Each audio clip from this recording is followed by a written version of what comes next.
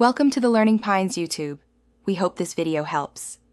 You begin by preparing and acting. Lay drop cloths, remove outlet covers, and wear gloves. Once done, score the paper lightly to let remover penetrate. Spray or roll on a commercial wallpaper remover or a warm water vinegar mix and wait about 10-15 minutes so the adhesive softens. You want the surface wet but not dripping. That lets the blade slide under paper without gouging drywall. Make sure to test a small area so you know how deep to score before you proceed across the wall. You now move into the heavy work.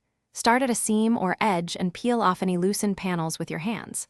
Once the paper resists, use a 30 degrees angle scraper to lift remaining sheets. Short, controlled strokes prevent damage. If adhesive stays, re-wet the spot and wait.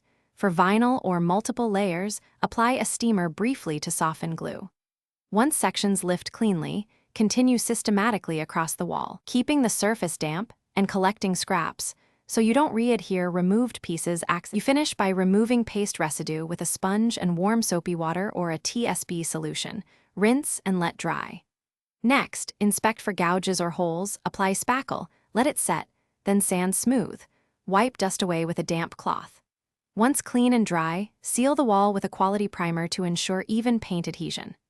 If stubborn adhesive remains, use a heat gun on low or a dedicated adhesive remover and scrape gently. That tip solves most sticky problems without extra demolition.